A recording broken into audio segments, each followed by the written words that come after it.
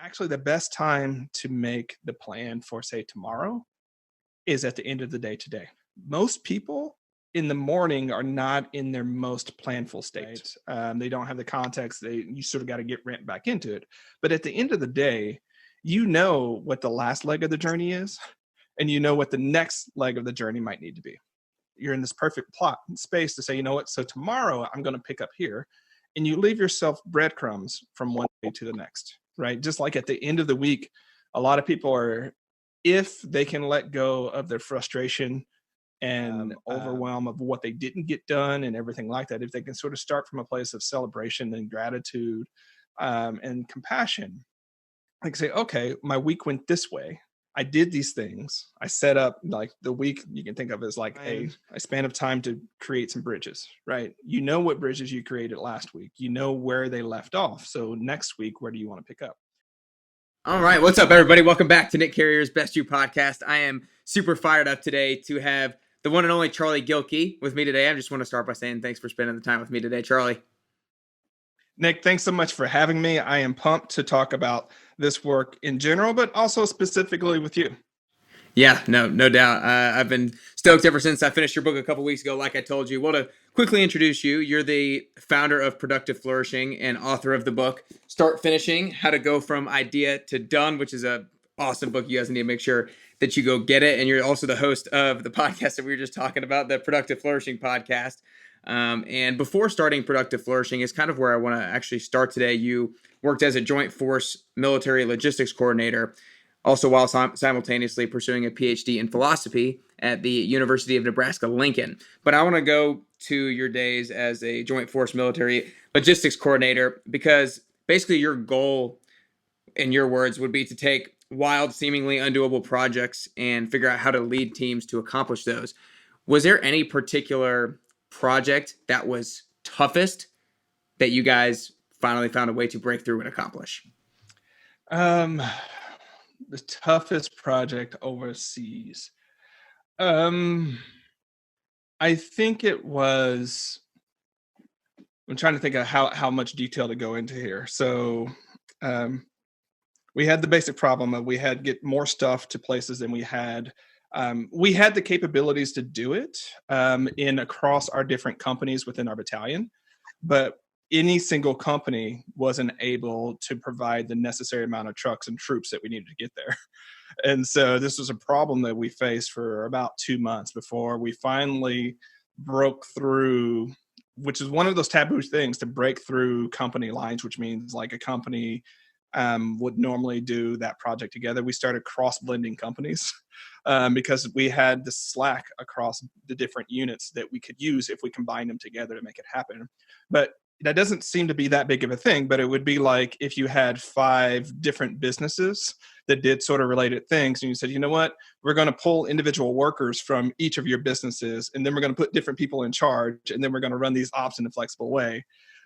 It was a really big challenge, actually, to get all of the politics and all the sort of things figured out, but we eventually did it, and it smoothed up a lot of things. And actually, it's one of those things that made us fundamentally a lot better as a battalion, because we were able to see how to sort of really utilize not just the individual drivers, but this pool of leadership that we had that basically didn't have to do it. So we get better as far as training leaders and getting more people into the convoy leadership process and things like that. So, but it was a wrinkle, man, for like a good bit until we finally sort of asked that what if question and pushed through that sort of like, oh, we have the capability across the battalion. We just have to rearrange it in different ways to make it happen. Yeah. So what's one of the biggest things that you learned then in bringing in these different companies and bringing in these pool of leaders, as you say it, like what's the biggest thing that you learned out of that experience that you've maybe used now, moving forward? The value, the Army is all about standardization to start with, right? And so it wasn't a big surprise that we needed to standardize some of the ways in which we held briefings and things like that. But really, that wasn't the surprise. What the real surprise was is how quickly our troops were able to work with each other and do side-by-side leadership and join in and really support a junior leader that was from a different company. Like it was a big deal, but it wasn't as big of a deal as it could have been. And so part of what of my things from taken away from my whole deployment experience, it sort of guides so much of my work now, is just the wellspring of cooperation and coordination and creativity you can tap into when you get people aligned and they're all sort of behind something. Like you can fight through a whole lot of BS. You can fight through a whole lot of uncertainty. You can fight through so many different things when you can get people aligned in that way. And that's just what I took away. It's like, if we can do that in the Army, which is can be very rigid, imagine what we can do in this flexible world of creative knowledge workers. Yeah. No, it sounds like my takeaway from that is that so many people who, have a business or start a business, if people are struggling to get something done, then get back to the purpose that you're doing it in the first place and get everybody aligned with that vision. And already things are going to start to pick up. From here, I want to kind of go into a little bit of the book. So like I told you kind of before we hopped on here, I've been fascinated with the whole topic of basically bringing an idea from an idea to a finished project. And it was kind of when I realized in my own life that there was always sometimes a gap between knowing what I should do and what I'm actually doing. And I think there's always that gap for a lot of us. And in your book, you call it the air sandwich, kind of is what I relate it to. The top bun being your dreams and what you want to accomplish, and the bottom bun being your day-to-day reality. So I want to just start by saying, why do you think there is this gap for all of us between knowing what to do and doing what we know? Well, not to go too entirely woo on this, but the fundamental problem is that we are really unlimited sentience in a very limited body. Our minds and our souls can conjure up so much more that we could do than the very limited body that we live in can do. And there's always that gap. So, none of these problems is actually really humbling, but also really empowering at the same time to realize that the things I'm talking about in Start Finishing are not new problems. We think we're busier than we ever have, and we have this new problem. We don't. People have been talking about this since Aristotle, since before then, right? We're continuing to sort of increase our capabilities. That's what the difference is. But this basic problem of our reach always exceeding our grasp is something that's been a core part of the human condition for all of the millennia that we have writing for, right? Writing about, but also we can probably project before that. And that's what happened when you get beings like us in bodies like this, right? So that's the core problem. Now, what also happens is a core human challenge is we say yes too quickly and no too infrequently, right? And so, I'm going to pause here for a second, because I think most of your listeners here don't wake up in the morning thinking that they have a project management problem, right? That's not what they think about in the first thing. It's like, oh, I got to get better at managing projects. It's true, but that's not the core thing, right? The core thing is that there, as you mentioned, the vision for who they can be in the world and the vision for the work that they want to do is not matching up with what their day looks like. And it's frustrating, right? And so why I focus so much on projects in Start Finishing is because projects are the bridge between where you are and where you want to be.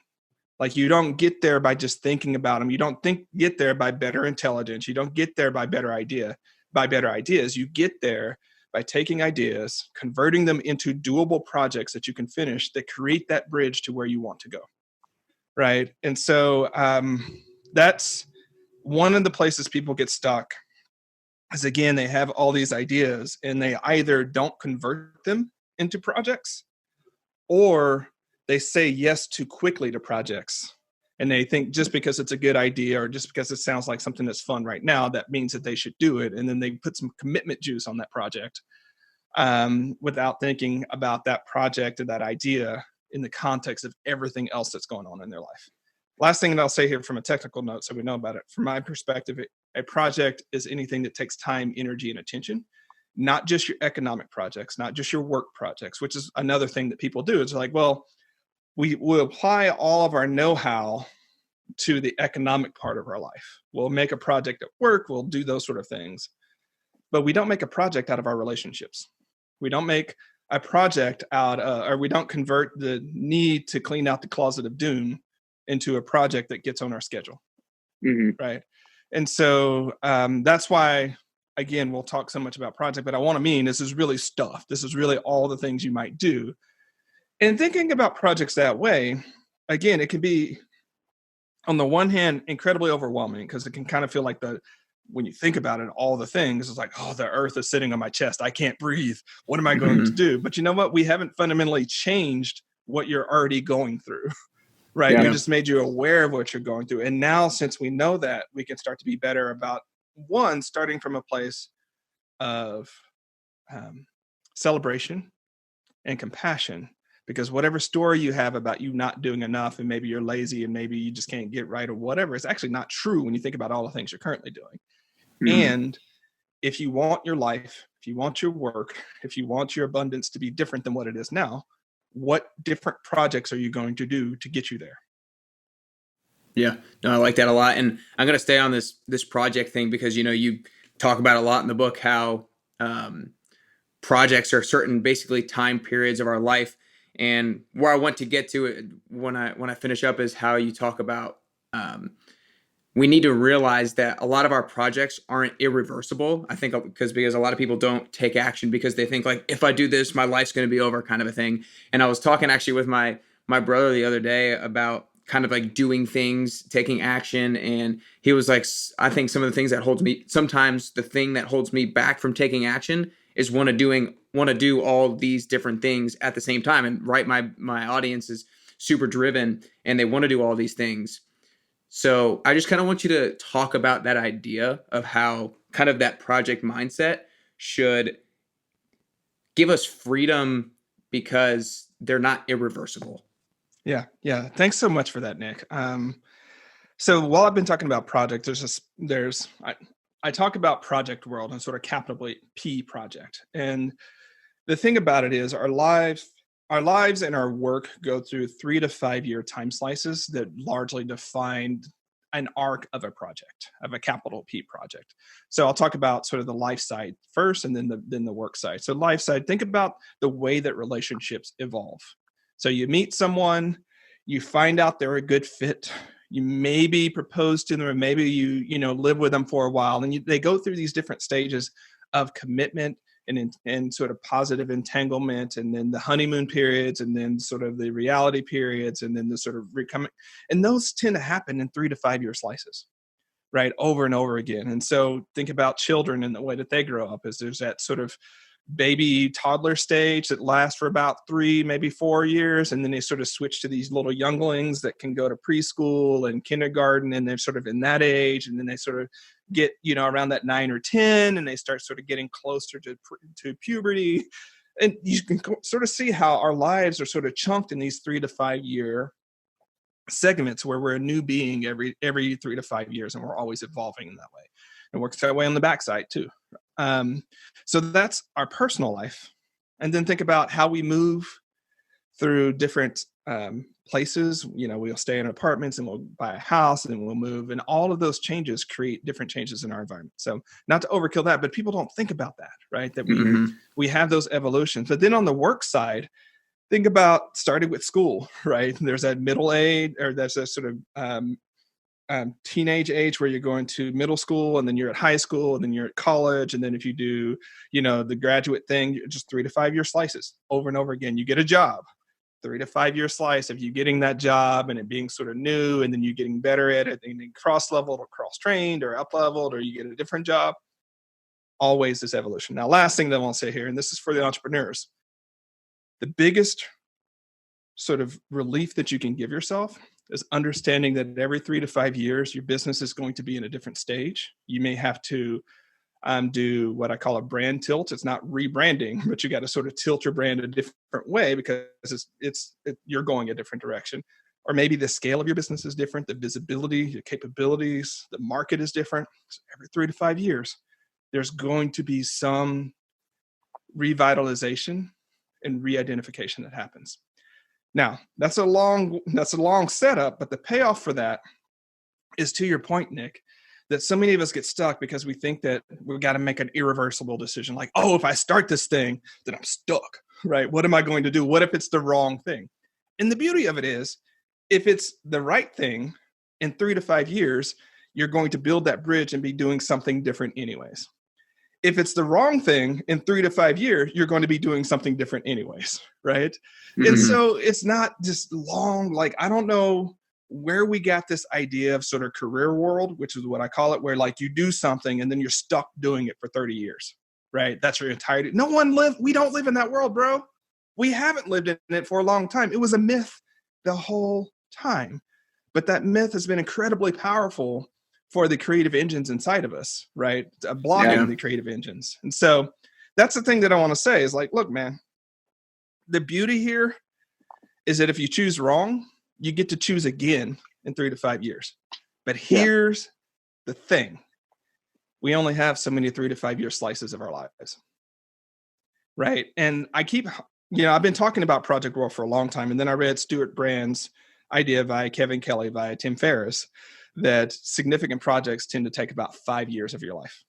And it turns out to be true, right? And so, I know folks listening may skew on a little bit on the younger side, younger given that I'm 40, so that makes me sort of middle age here. But what you can do is subtract your age from 85, divide by 5. That's the number of significant projects that you have remaining in your life. And at first, again, you can go back and be like, right, is this really what I want to do? But on the other hand, you can think, actually, that's okay. That helps me choose better, right? And this new bright, shiny object, maybe it's not worth one of my project slots, one of my capital P project slots, because there's this other thing that I'm going to be really hurt and frustrated and annoyed and regretful if I look back 5 years from now and say, you know what, I didn't do the thing. I didn't even try the thing because it was hard or scary, or I didn't know if it was worth it. Those are the types of things that burn you as you start getting a little bit older, not just whether you failed in the moment. Because failure, I said it before, it's kind of like prom night. We make a big deal of it, right? It's a whole thing. But then 2 or 3 years later, like, unless you've been stuck in high school, like you've been stuck in that mode, like who gives a crap about prom 2 to 3 years later? But in that moment, it's a big deal, bro. Yeah. Failure is like that, right? It feels like such a big deal. 3 to 4 years later, unless it's a major character mistake, like that you screwed somebody over, right? And you meant to, and I mean, sort of those character mistakes are the things that you have to watch out for. But the tactical mistakes, you did this versus that, you gotta trust me. 2 or 3 years later, it won't matter. Yeah, no, I like that prom night. The prom night analogy, I think that's hilarious. That's super true. And so on the same topic of kind of deciding which project you're going to take on, and not necessarily all capital P projects, some smaller scale things as well. If people are wondering, what project should I be making right now? What goals should I be setting right now? Because I think, a lot of people inherently know they should be deciding on chasing after some things. So what's kind of the internal process people should be going through in order to determine the proper project, big P or little p, that they should be attacking? Yeah. I'll go through some different questions in the book around this, but I think there are some simpler questions that we can ask in this context, right? The first general principle that I'm going to say is, as much as possible, get out of your head, because all of the things, and I can tell when people are talking when they're in their head space versus when they're in their heart space, right? Because when you're in your head space, a lot of times it's like variable after loop after loop, and what about this, and then if thens, and then we build these huge maps that we get lost in. But that's our headspace doing so much of that work. So first off, so think below the head, as it were, right? And I really want people to tap into projects that get their blood pumping in different ways. So let's do a quick exercise. I could do it in 2 minutes, right? Yeah. So everyone listening, kind of close your eyes and think about sort of the closet of the soul that you have. There's a place where we tuck away things that matter to us. Think about all the things you've told yourself you're going to get to, or that you would like to do, and wouldn't it be cool if. Now imagine that I was reaching inside there and sort of rummaging around, and if I grabbed something, you would never be able to do it again for the rest of your life. Gone, poof, done. what are those 1, 2, or 3 things that as I start getting close to, you're like, oh, hell no, bro, you're not getting that one. Stay away from that. I will fight you over that. Those are the projects, right? And it really can be that simple. It's like, what's in there? What have you tucked away? And you keep telling yourself, maybe someday later when I'm richer and smarter and better looking, or I've got a better boss, I'm going to get to those. Guess what? 5 years from now, you're likely going to be in some other condition. The air sandwich that we talked about is still going to exist. So that I found to be a really great way, because again, if I tell people to go to, okay, everyone, you can listen your eyes up. You can open your eyes now, right? If I tell people to go look at your to-do list and make a mind map, we get back into that. But most people, they know when I start grabbing for those couple of projects or those couple of ideas, they know how important that they are. So let's start there. Because if we don't make time for those things that matter most to us, we're going to feel the next decade full of a bunch of like starter projects or low-hanging fruit, or just sort of becoming better to-do list ninjas. And 5-10 years from now, still be stuck with that same idea or project that we haven't done the work to pull out in the world. I got you. I love that. That's definitely a great exercise. And I kind of felt like I knew where you were going. You were like, I'm going to reach inside there and take away a couple things. And there's going to be a couple things where people are like, no, I can't let that one go. I love that. So I'm going to mention your 5 keys to overcoming the air sandwich real quick. And then I'm just going to pick one out to talk about. So 5 keys to overcoming the air sandwich that we've been talking about, this gap between kind of what we want to do, what our heart is set on, and actually our day-to-day reality, is intention, awareness, boundaries, courage, and discipline.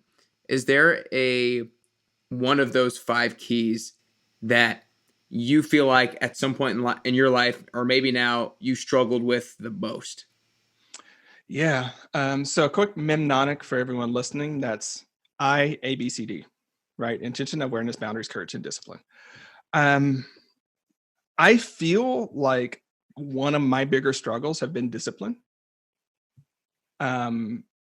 And that surprises a lot of people given my background and given what I've created. But there's still a place where I know that I could focus more, right? I could be less distracted. There are just different things. And for instance, in my military career, one of my really frustrating sort of challenges was not all of the physical training, but running. I hate running, right? Unless I'm running in a group or unless I'm doing something like that, but just me going out and running 3 miles, I just hate it, right? I always have. And so when we did all of our physical fitness, and like I aced everything, running was my Achilles heel. And in a way, it's like my superiors couldn't understand that, because it's actually one of the simpler things to do. Like, you get out and you run, right? You don't have to think about it. You don't have to and so I can solve big problems like what we talked about earlier, but couldn't solve the problem of getting out and making time to run. I have other versions of that now where I just know that I need to do it. So that would be one of the ones that comes up, but that's actually the easy story. See, this is what you have to worry about with the 5 keys, because I think all of us have the story we can tell that's sort of socially acceptable, right? People understand discipline problems. Yeah. Sometimes what they don't understand are courage problems when we're afraid. And so there are plenty of times where I could have taken different shots in my career and did not, right? And so for me, that's the one that even to this day, and when I'm working with clients, I'm like, what did you do today to earn some courage points, right? Because yes, we can come up with super smart strategies. Yes, we can be the top dog and run circles around people. But are we being courageous enough to show up in places where we don't have the mastery, where we don't have the certainty, where we don't know what's going on, and say, you know what, I'm here and I'm ready to create a new reality out of this mess? So that is actually the true story. There are plenty of times I'm way better about it now, because I've become more aware that the discipline thing was actually like the easier go-to story. Whereas the courage thing was actually what I need to work on. But that's Charlie, right? Different people struggle with different of the keys, right? Some people, for instance, I know a lot of really great executors that struggle with intention and awareness, right? You give them something to do and they can go after it. But when they're stuck with like what they want to create in the world, what do you do? Or when they can get stuck in the same pattern over and over again, which is an awareness issue, right? Over and over again. And then I know other people who struggle with boundaries, especially women in our society, given how we socialize them, where they have everything else except for when it comes time for them to create a positive or negative boundary for something, it erodes so quickly and they end up back in the whirlwind. So again, it's really contextual based upon you, what your sort of top line struggle might be, but also what's that deeper one that you really don't want to talk about too much about.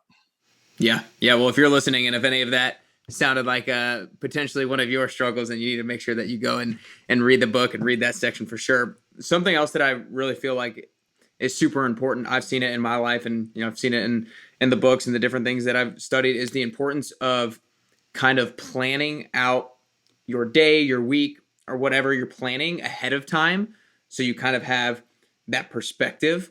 And so I kind of want you to talk about the importance of planning something ahead of time, like either the day before, the night before, the week before, whatever amount of time before, compared to planning it right before you do it.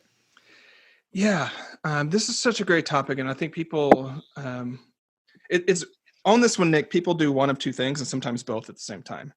They either try to make a too detailed plan that's too far out in the future, or they try to make a last minute plan that doesn't work and doesn't actually consider all the variables. And so it's either too far out in the future or too close to when it's done. The beauty about doing, say, weekly planning or daily planning, I call it momentum planning, which is a combination of continual review, continual adjustment of plans, weekly reviews. So there's a lot to it. But actually the best time to make the plan for, say, tomorrow is at the end of the day today. Most people in the morning are not in their most planful state. Right? They don't have the context. You sort of got to get ramped back into it. But at the end of the day, you know what the last leg of the journey is, and you know what the next leg of the journey might need to be. You're in this perfect plot space to say, you know what? So tomorrow I'm going to pick up here, and you leave yourself breadcrumbs from one day to the next, right? Just like at the end of the week, a lot of people are, if they can let go of their frustration and overwhelm of what they didn't get done and everything like that, if they can sort of start from a place of celebration and gratitude and compassion, like say, okay, my week went this way. I did these things. I set up, like, the week you can think of as like a span of time to create some bridges, right? You know what bridges you created last week. You know where they left off. So next week, where do you want to pick up? So I think too many people, this is the sort of takeaway here, too many people spend time planning like the day at the beginning of the day. And that's super slippery. Way better to plan tomorrow and next week at the end of the week prior, at the end of the day prior. Just to build that continuity. Yeah, no, I definitely like that. And I've always done a pretty good job of doing that myself, always planning the night before, but I can't remember if it was your book or what I read it in, but it was some famous author had a quote, it might have been Shakespeare, I can't remember, about how they would write to the point, not to where they felt like they were exhausted of their ideas, but where they still feel like they had some juice left. Because like you said, it kind of leaves you breadcrumbs for the next time that you go about writing. And so I've been trying to kind of implement that into my life when I've been working on some things. Don't try to, because we have the mindset of like, get it done. But it's like, leave yourself a little bit left because you know where to start when you pick back up. Yeah. Hemingway is most famous for saying Hemingway. Yeah, I had a footnote in the book about it, but you probably heard it somewhere else because everyone knows Hemingway sort of said that. And yeah, it's, I have gotten to the point to where, like, I know when I write something, I'll give an example here. I was finishing the overview section of my proposal for my next book. And I needed to send it to my agent before I sent it to the editor. There's a whole thing, man. But I knew, like, okay, I finished the draft today. I need to let it sit overnight, right? And there's some questions that I sort of left in the document, like, how do I resolve this? Does this opening story work? And just left the question in the document, but I was like, just let it sit, right? Because if I wake up tomorrow, I've done it enough to where I've tried to rush through and I've sent and sort of so on. And then, like, as soon as I sent it to someone, I was like, oh, but what about this? And then I forgot this. And then I got to add these other pieces. And then you're in this like email thread and you look like a crazy person, right? As opposed to just letting it settle and then waking up the next morning and say, what's did I resolve my questions? Are they still questions? Is there something that I forgot? No, actually it was as good as it was going to get. I need to send it on. So just doing things like that to where understanding, and I know this is harder when you're younger. So I'll admit that, right? But just understanding that like everything doesn't have to be right damn now. And the more that you can sort of split up and on the creative side of things, the drafting or the creation or the roughing, from the editing and sort of perspective, from the publishing and shipping and sending, you split those into the three distinct processes that they are. Use time to your advantage so that you do one in one mode and you come back and you edit in another. And then once you edit, you move on. You create the space so that you can do your best work. And it's not always this frenetic, like get it done and crunching it. And then after the fact that it wasn't your best work. Yeah, I love that. I definitely, like you said, it is harder when you're younger because I definitely, you feel like you fight yourself a lot in thinking like it needs to be done right here, right now. To stick on the kind of the planning topic, the other thing that I found is really important, and I've read plenty of other people's experiences as well, is planning is really important because then you don't have to make the decisions the next day of what you're going to be doing. And you use the phrase decision fatigue, and I actually listened to your and your wife's podcast episode from the end of 2019, that recap, and you guys talked a lot about decision fatigue, because a lot of people think planning is putting you in this box and kind of putting you in this like jail cell that I have to do this particular thing. But you talk a lot about how it's freeing you up to use your energy in the way that you want to be able to use it. So I just kind of want you to, again, just talk about the importance of planning because of not having decision fatigue. Great. Thanks for that. Well, the real value of planning is that it's an awareness generating process, right? And it gives you defaults. It gives you super powerful defaults so that you're right. You don't wake up that day and like, what am I going to do today? I might do this, I might do that, so on and so forth. So when I talk about time blocking, like I do in the book, right? Time blocking is just the idea that you've set certain parts of your time or certain parts of your day where you focus on certain types of work, right? At first you're like, putting all the schedule in, but like, Charlie know, given the way that I've time blocked my schedule, I'm like, I know what I should, I hate using the word should, but I know what this time is the best used for. And so when I'm in that time, it's like, I'm in a meeting zone. I'm in a social zone. I don't have to worry about all the writing I should be doing, right? That's not the time for it. So it creates these defaults. And I think the more defaults that we can create in our life, the more we free up our hearts and our minds to focus on what matters most. So think about it this way. Think about it from a relationship perspective.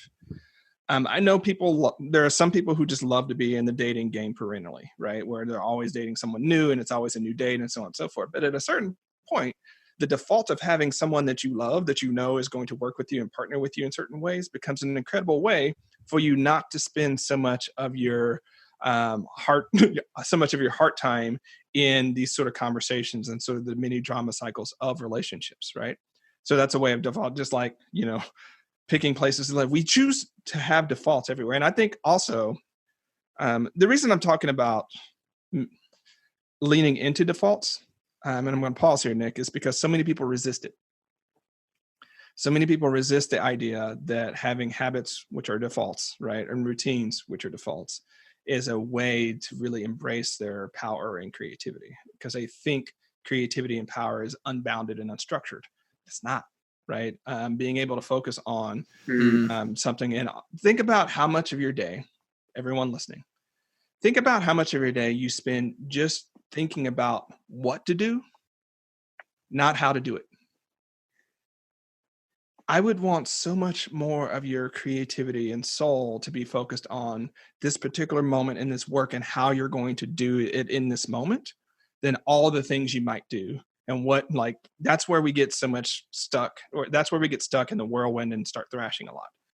So that's what it does. Like if you have, I know I'm a bit all over the place because I want to make sure that people understand the full range of defaults here. Like if you have a pre-work routine and a post-work routine, it makes it so that you can flow from work to not work super easily. And you're not always dropping things and forgetting where your keys are and running around the house, for 15 minutes trying to remember where you put your keys in the wallet, right? Just create a default so that you don't spend that much of energy of your day on something that fundamentally doesn't matter, right? Fundamentally is not that important. So yeah. And what I would want to say is most of our worst behaviors, I found, behaviors meaning addictions, habits, whatever you have, are actually coming from minds and hearts that are just overwhelmed, right? Mm. You've got decision fatigue. You don't know what to do in the moment, or you got emotional fatigue because you spent everything like fighting something. That's when, even though you hate it, you go to Facebook. That's when, even though you know you don't need to drink as much, that's when you go there, or whatever sort of habit or behavior that you have that you know is destructive. I'm not judging anyone's behavior, but I think we know what our destructive behaviors are. We tend to go there because we have decision fatigue. We tend to go there because we've overwhelmed ourselves. So creating more defaults can do that. And so it could be as simple as, for instance, and I never thought I would be this guy, Nick. I never thought I would be the guy that could eat the same thing for like 2 years straight in the morning, right? I have sort of a standard, I call it a forage breakfast of, a couple hard-boiled eggs and some beef jerky or some protein source and a Lara bar and, a few variables. It's like 5 things that I've eaten for like the last 2 years. I never thought I would be that guy. I love being this guy now because it just takes away that like, oh, what am I going to eat this morning? And then not knowing and burning myself out and then not eating. It's just so much simpler. Just like I get out of the hot tub. I go in, I eat one of the same 5 things. And then I move on and start like easing into my work. Yeah. Yeah. That's awesome. That's awesome. I really love, there are so many things in there that I love that you said, but one thing I hadn't really thought about is how decision fatigue really does lead you to do your negative behaviors or your bad habits and things like that. So that's another huge thing to try to get people to be like, it's okay to have these plans and these routines and these defaults, as you called them, kind of laid out for you and prepared for you. What do you think? I'm going to go here. So you talk about how, when planning, again, just to stay on this topic one more time, how people don't necessarily always have the best idea of how long it's going to take to do things, but they have a better idea of how many chunks it's going to take to do. And you have 15-minute chunks or you have 2-hour chunks. I just want to ask, why is it that we have a better idea of chunks rather than just kind of stating an amount of time? Some of it is biological, right? In the sense of the notion, like time as we understand it, is something that has only been around since the invention of railroads, right? Yes, people had clocks, but the way we understand time is actually a really recent development in human culture. However, so much of our brain is actually focused on spatial reasoning. So 85% or so of our true cognitive processes, cerebral processes, are focused on spatial reasoning. Right. And so when we start thinking about time and start thinking about all those things, it's a really foreign concept. But like, you could close your eyes right now and probably tell me where different things in your room are.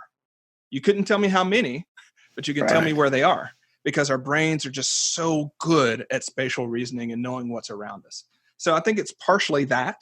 And I think it's also because it's super easy to get lost into the details of things, but when we take a bit of a distance from it, we know kind of what we can do. That's my contention, or my thesis, is that most people know about what they can do in 2 hours of just focused time, right? You might not know at the like precise level how many words you're going to get done, right? But you know that there's a range of words that you're going to put on screen if you're a writer, or you know that there's a range of things you're going to do in that period of time. But if I asked you, like, how many words could you write in 20 hours? Most people are like, I don't know, right? So that's this weird thing about our, one could say faulty brain, but I don't think it's faulty. I think it does what it does incredibly well. The other thing is, because we're such spatial creatures, think about how much actual training we have when you think about how much time we spend building Legos and playing with spatial things when we're kids, right? Most of preschool and kindergarten and early education is actually getting us to think in spatial reasoning. It's the thing that we have, aside from language, is the thing that we've had the most experience with. And yet, when we go into most of the ways we think about planning, it's the thing we don't tap into. Gotcha. Yeah, that spatial reasoning thing I think is key.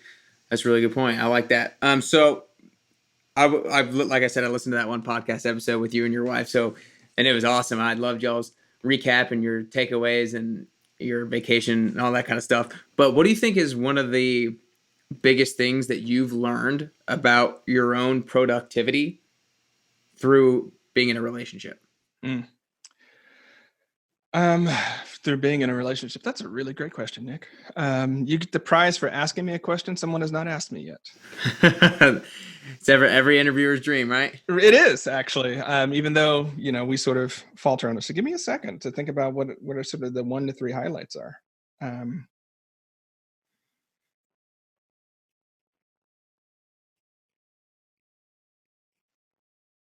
One is the importance of boundaries. And when I talk about boundaries, it's not just the sort of negative boundaries pushing people away that we're used to talking about, but it's also creating space for things, right? So it's super important for Angela and I to create positive boundaries, to create space for our relationship and for the things that we want to do, not just from other things, right? And so just the power of thinking in terms of both the positive boundaries that we need to set up, but also the negative boundaries. Now, it's interesting. If you would have asked me this about 6 or 8 months ago, I may have had a different perspective. But Angela here recently has started getting up at like 6 or 6:30. She used to be one that woke up at like 9 or 9:30. And so the energetics of our house was an important piece of sort of my productivity, right? Because there are times, though I could be mellow and chill, there are times I can be incredibly explosive and dynamic as well.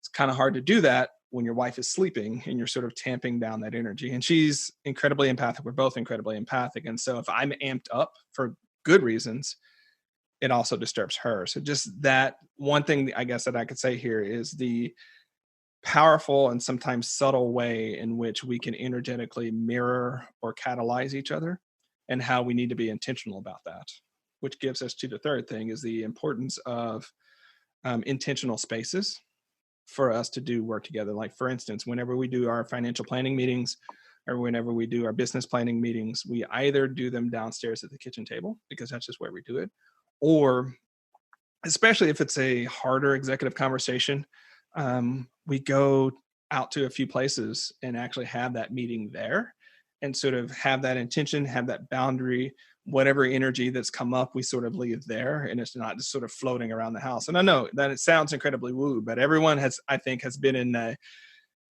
if you're at a certain age, you've been in a fight with your partner and you know how weird the space feels, right, for a long time until it resolves. And so we're just really intentional about that and understanding that that unresolved energy, those unresolved emotions flows into our work.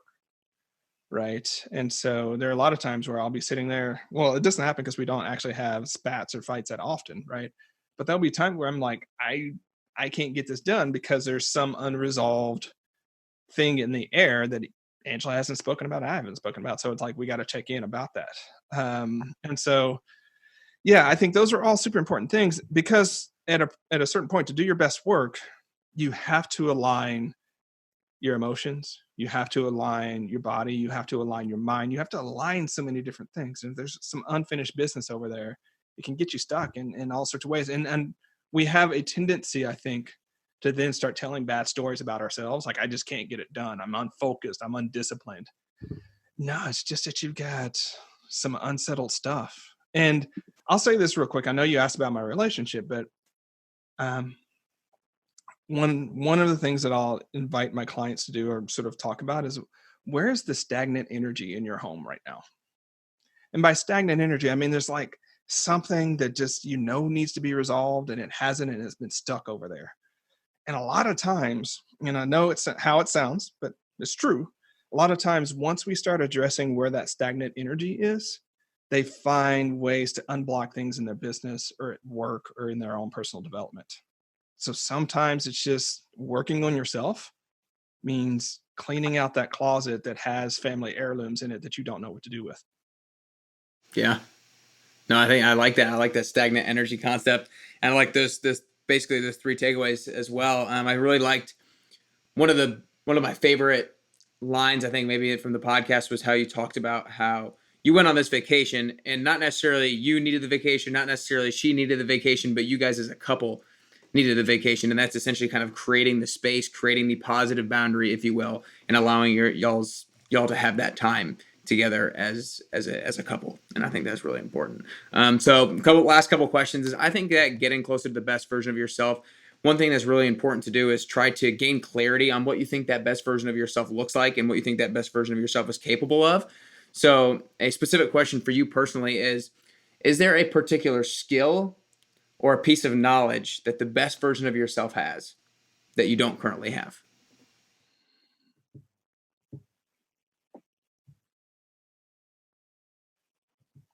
I don't think it comes down to skill or knowledge. I think it comes down to much more, for lack of a better word, spiritual and mindset things, right? I think when I'm at my best is when I trust and have faith in things that I wouldn't in other spaces. So I'll try to give I'm conscious of our time here, but I'll try to give an example of this, right? This is harder to talk about, but here we are. There for a while, with some of the missteps and mishaps that happened with the actual book launch, I was really frustrated, right? About like what it did and didn't accomplish. And there were periods of times where I had the equanimity to be like, you know what? I think there's a lot more going on with this book, and I trust that there's a lot more going on in this book than what I can see. Right? It's doing more work in the world. It's helping more people. It's doing exactly what it's meant to do. And it's doing things that you could never imagine that it could do. And so just chill, right?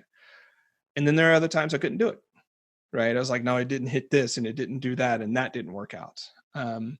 So now that I'm sort of 7 months into this process and seeing what's bloomed from it, it turns out that equanimous part of myself was right?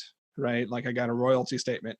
And the book had sold way more than I thought it had sold, right? It's accruing awards that now, like they're announcing them, that they were in decisions earlier that I just didn't know about, right? And I know there are lots of readers who have benefited from it, who just haven't told me, but now they're starting to be like, oh, by the way, that was, it was great. And so I think the better version of Charlie has more faith and trust. And a lot more patience and a lot more patience than time slices of me can have. And so I think if there were some major skill set that like I needed, some knowledge domain that I needed, like, you can look at the books behind me. I've figured that out. That's the easy part. And that's what it's harder to see, I guess, when you're younger than as you age anymore, that it comes not like wisdom is not about knowledge, actually. Right. And most of the places where we get stuck in our life are not about knowing, but they're about sort of that wisdom element that comes down to faith and trust and hope. Aligned tenacity.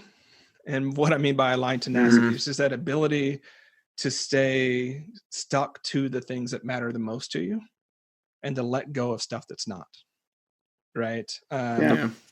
So yeah, I would say that it comes down to that. I feel really fortunate in what I've been able to experience and create and partner and sort of be in my first 40 years. And so, no, I think that's what I have to remind myself. And that's why that's such a great question, is that when I'm stuck in that moment, I have a few sort of, tripwires that I know, or tripwires are just sort of default codes that when I reach a certain limit, I'm like, do this. Like, for instance, one of them is like when I'm at that point at the day where I'm like at that grind and over push mode. Everyone knows what you're talking about. There's a way in which you're flowing through the day. And then there's that part in which you're like knuckling down, like I'm getting stuff done, or like whatever. Super stupid thing that I have that just works for me is like when I feel that like I'm getting it done, put my hands up in the air and I walk out of the office. Right. And someone reminded me, is like, that's the sign of submission. Like, and that's true. But the reason my hands are in the air is so that I don't continue to touch the keyboard or pick up my phone or doodle or find some reason to stay stuck in that mode. So I look like an idiot every time I do it. Just get up and walk out of the room with my hands in the air. And so I think it's just finding those places where you know that you're starting to slide into a less great version of yourself and knowing what to do to flip out of it. And for me personally, what's more important, and I work with this with clients as well, is it's super hard to think about what's going on in your inner landscape because our minds are so good at shadow boxing and hiding and things like that. Just watch your behavior. Just watch your behavior. You know there are certain things that you do. You know when you have that knuckle down, that knuckle down posture and that way that feels. Stop thinking about it. React then. Get up and whatever your version of walking out of the office with your hands is, right? Or another thing that I'll look out for is like I know that before or after I've said something passive aggressive, it's like, I need to step away from all devices. So that's another one is walk out of the rooms because something is off. That's not who I am in my best version. That's not something else is going on because I'm not that guy. So I'm either hungry or I'm angry or I'm lonely or tired or sick. There's something else going on and I need to go address that and not go into the navel gaze on what's wrong with me. I do that after the fact, but like we spend so much time, wasted time cleaning up messes that if we spend more time understanding who we are and what we do and our best and not great versions of ourselves, we just wouldn't have to clean up. Yeah, that's awesome. That's a great way to answer that question. That's for sure. Well, before I ask the last one, Charlie, I want to make sure I acknowledge you. And really that last point just took it home. I think your level of self-awareness towards like the different things that you do, the different actions that you take, the different behaviors that you put on, your level of awareness of those things is super unique and super at a high level to where you do things to make sure that you don't, as much as possible, not act as a lesser version of yourself. And I think that's very apparent through that talking right there at the end. And just want to acknowledge you for the work that you've put in over the last number of years through your work of how to go from idea to done, because I know it's a game changer for so many out there, and you maybe are getting the feedback now, but I know there's going to be just more and more to come as well. I want to make sure, of course, I want to make sure everybody goes and gets this book. Like I said, guys, this is a game changer. Start Finishing: How to Go from Idea to Done. Make sure you go to startfinishingbook.com. You can go to productiveflourishing.com to learn more about Charlie's company. You can go to Instagram at Productive Flourishing, at Momentum Planner, where he really talks a lot about, or breaks down how to go about creating the best day. We talked a lot about planning in here. Is there any other place that people should go learn more about you? No, I think you've hit it, and I appreciate you covering those. Yeah, of course. Well, last question is, I think that getting closer to the best version of ourselves is a constant journey. I don't think we're ever at that best version, at that pinnacle. And I also believe that it's a unique journey. I think the way that I'm going to get closer to the best version of myself is a little bit different than the way that you're going to get closer to the best version of yourself. So again, for you personally, if there are 3 things that you could currently do or currently work on to get closer to that best Charlie Gilkey that you could possibly be, what are those 3 things that you could do or work on? That's a great one.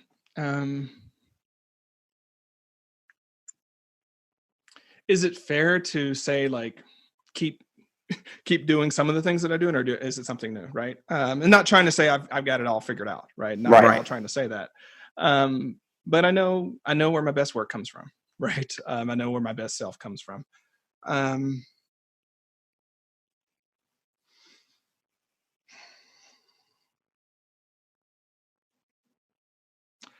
I'm going to express them all in the spiritual tensions that they are, because I think that's at a certain point, living in the tension is the trick.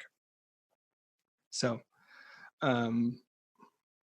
one is being planful and choosy about what you're doing, while being open to the grace and opportunities that happen right in front of you. 2 would be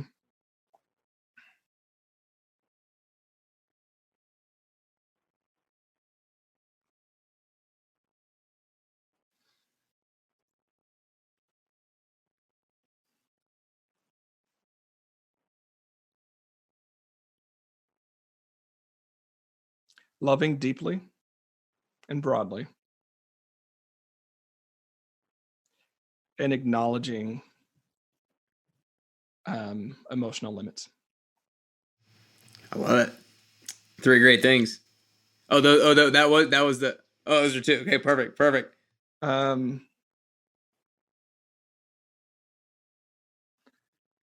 Third one, find the intersection of joy and discipline.